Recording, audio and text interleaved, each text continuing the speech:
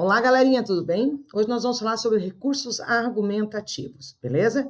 Então, os argumentos são aqueles elementos que nós vamos utilizar no nosso texto para defender a nossa tese, ok? Tese é o que eu quero falar sobre o assunto. É muito importante que a gente defina essa tese, porque se nós não tivermos tese no nosso texto simplesmente vai ser um relatório. Ou seja, eu vou apresentar aquilo que todo mundo já conhece, né? Então, não tem algo novo. Então, se eu defendo uma tese, essa tese, eu vou ter que, para defendê-la, eu vou ter que usar argumentos.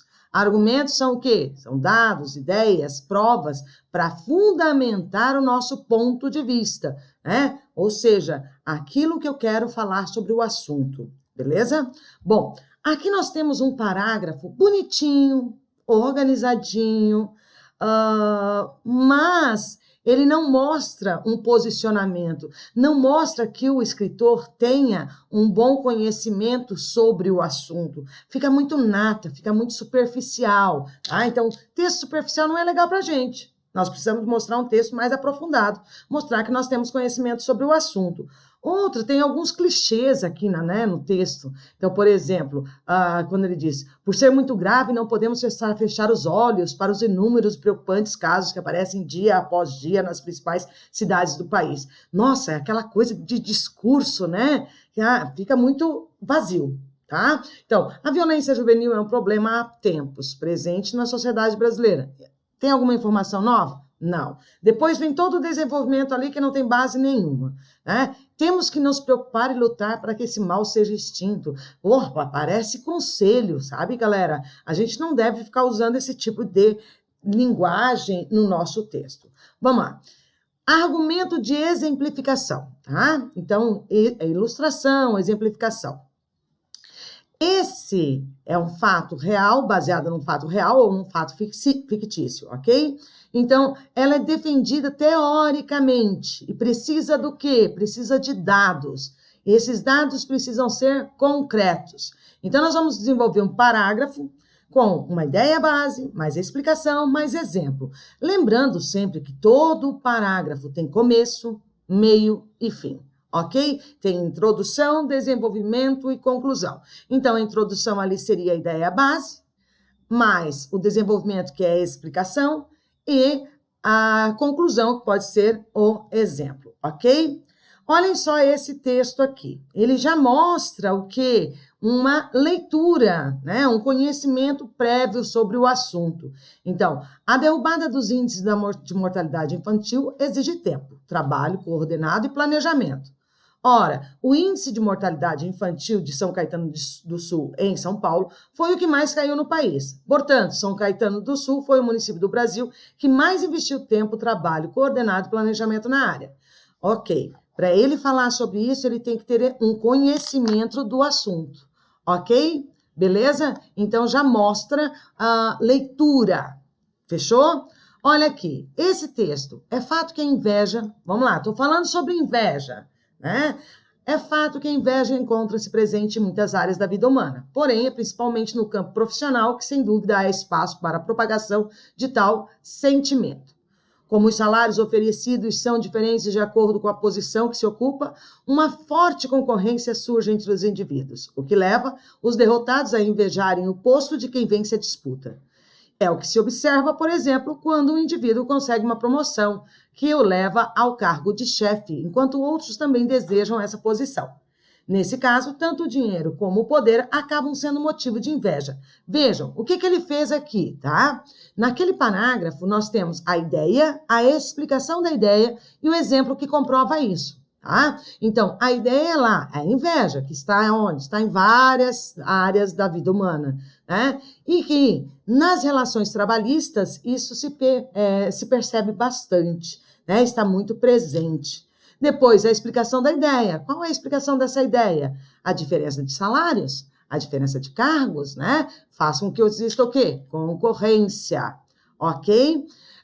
Exemplo que comprova a ideia. É o que se observa, por exemplo, se o indivíduo consegue uma promoção que o leva ao cargo de chefe, quando os outros também desejam a posição. Então, vejam, eu apresento a ideia, explico a ideia e uso algo que comprove essa ideia. Lembrando, o parágrafo é dividido em introdução, desenvolvimento e conclusão, ok? Mas ele tem que conversar, eu não posso mudar de assunto, tá? Então, eu preciso continuar no mesmo assunto. Só posso mudar de parágrafo quando eu mudo o assunto, ok? Eu mudo o argumento, ok? Olha lá. Os tipos de exemplos, né? Podem ser os concretos, que baseiam-se em fatos reais conhecidos, e aí vale lembrar que eu preciso ler muitas notícias, reportagens, né? Os hipotéticos, que são fundamentados em situações projetadas, especuladas. Cara, para eu lançar uma hipótese, eu também preciso ter leitura, ok? Então, esses são os tipos de exemplo. Dados e estatística. Olha só, galera. Prestem muita atenção, né? É legal utilizar estatística no nosso texto? É, só que eu tenho que ter certeza disso, ok? Se eu não tenho certeza dessa estatística, eu não uso, tá? Então, eu uso outras expressões, como grande parte, a maioria, tá? Porque para você usar dados estatísticos, você tem que ter literalmente esse conhecimento do assunto, né? Tem que saber por quê. Porque a hora que o professor for corrigir a sua redação e ele olhar uma estatística, ele vai ficar assim, será que isso é verdade? Na dúvida, o que nós vamos fazer? Na dúvida, nós vamos pegar o computador e vamos pesquisar, né? Nós vamos ver de onde você tirou aquilo ali. Então, não posso inventar dados. É interessante, mas eu tenho que tomar cuidado, tá? Então, aqui, qual é o assunto, né? O consumo de drogas ilícitas, tá? Então, é motivo de muita preocupação em torno do mundo. Isso porque elas geram, olha, isso, qual a importância desse isso aqui, né? O isso é um elemento de coesão textual. E ele faz o quê? Ele retoma a frase anterior. Veja que o tópico frasal aqui, né? O consumo de drogas ilícitas é motivo de muita preocupação em torno do mundo, que é a ideia que eu estou colocando, é sempre muito rápido, muito objetivo, sem enrolação, tá? Então, também é importante a gente perceber aqui que esse parágrafo, ele não é uma frase parágrafo, né? É dividida. Então, a gente tem que fazer, no mínimo, 2 frases. E o que é frase? Frase vai da letra maiúscula até o ponto final. Então, se nós fizermos o nosso parágrafo com uma frase muito longa, o que isso vai acontecer, vai fazer com o meu texto? Eu vou correr o risco de errar mais com relação à pontuação, com relação à concordância, com relação ao uso dos pronomes. Então, é sempre bom dividir em, no mínimo, 2 frases. Então, aqui, ó, a primeira frase vai até mundo, a segunda frase vai até o isso, e a terceira frase, pessoas, e a quarta é, sem dúvida, um dos maiores males da atualidade. Vejam, sempre começo, meio e fim. Então, eu vou usar ali, ó. Isso porque elas geram condições de dependência em seus usuários, que passam a vida destruída, porém, muitas vezes sem chances de recuperação. Porém, o que agrava a situação é saber que não são poucos aqueles que passam por isso. Então, de acordo com o Relatório Mundial de Drogas da ONU, cerca de 5% da população mundial são vítimas desse uso, o que corresponde a 243 milhões de pessoas. É, sem dúvida, um dos maiores males da atualidade. Bom, vejam, ele colocou ali 5%, mas ele mostra de onde ele tirou esses 5%. Então, é com relação ao Relatório Mundial das Drogas da ONU. Então, é sempre importante. Se você usar dados, se você usar estatísticas, é fundamental que você mostre de onde você tirou essa estatística, ok? Por isso, é um tipo de argumento que você tem que ter muita certeza. Ok, galerinha? Então, ali, ó, eu tenho a ideia, o consumo de drogas ilícitas é motivo de muita preocupação em todo o mundo, a explicação dessa ideia, as drogas geram condições de dependência em seus usuários, que passam a ter a vida destruída muitas vezes sem chance de recuperação, e a estatística que reforça a ideia. Então, a estatística, ela é usada para reforçar aquilo ali. Ou seja, mostra que o cara que está escrevendo esse texto, ele tem conhecimento sobre o assunto, ok? Mas sempre lembrando, Se eu não tenho certeza, eu não vou usar dados estatísticos. Outra coisa que normalmente vocês perguntam, né, quando vocês estão fazendo a redação é: Mara, eu posso escrever, tem que escrever o número por extenso? Não, olha lá, eu tenho aqui 5%, né, porcentagem, que você vai escrever em algarismos, 243 milhões, imagina, é muito, né? Por extenso vai ficar enorme. Tem gente que é óbvio que adora escrever os números por extenso ali, por quê, né, galerinha? Ocupa mais uma linha, mas não pode ser malandro, porque a gente também, quando tá vendo, corrigindo a redação de vocês, a gente consegue identificar essas malandragens. Não pensa que a gente é tanso, não, tá? Beleza, galerinha? Então vamos lá. Aqui eu trouxe para vocês um texto que já foi cobrado, usado no vestibular da UDESC, para interpretação de textos, tá? E é um parágrafo bastante interessante, que usa ali alguns elementos básicos dos parágrafos que a gente falou agora há pouco, né? Então, aqui ele está mostrando o quê? Estatísticas. Isso aqui é um fragmento de uma reportagem, ok? Um fragmento. Eu quero que vocês vejam aqui, que é muito importante também quando a gente vai interpretar um texto relacionado a parágrafos dissertativos, que a gente veja, ou qualquer texto, né? Qual é a fonte, de onde foi tirado aquilo ali, porque isso já vai nos auxiliar um pouquinho na interpretação. Então, por exemplo, esse texto está lá na revista Veja, então eu sei que vai ter o uso padrão da língua portuguesa, né? Vai ter um distanciamento, é porque é um texto jornalístico, vai se ater ao fato, vai ter a função referencial da linguagem, ok? Então, vários fatores são levados em consideração.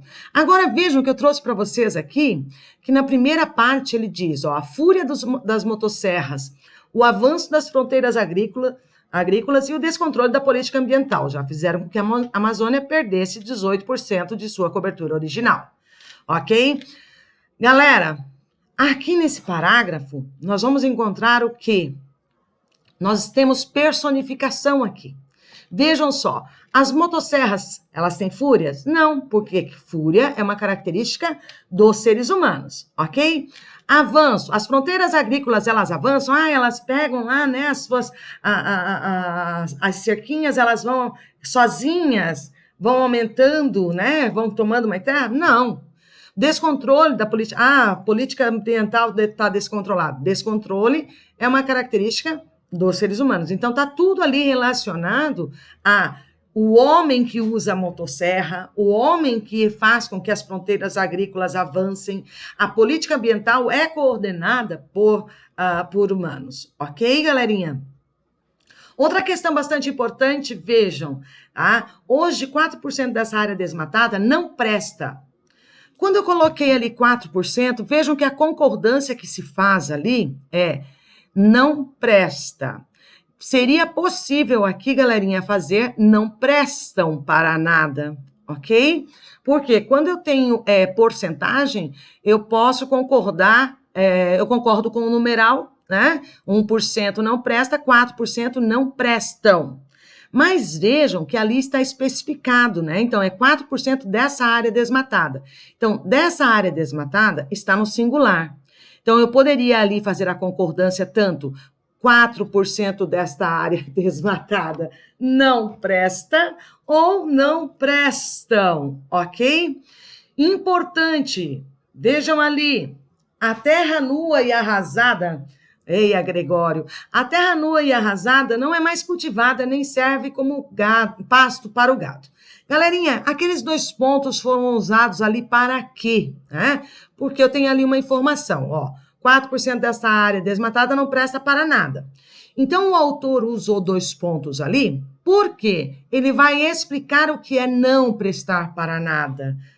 Isso aí na gramática a gente chama de quê? De uma oração apositiva, que tem valor de aposto. Então, ela está pontuada ali, ok? Esse nem que aparece também, ele tem valor negativo. E aí, nós temos aqui uma frase bem curta, né? Virou o deserto. Esse virou o deserto, ele dá é como se fosse assim, ele divide o parágrafo, tá? Ele dá um posicionamento do escritor, ok?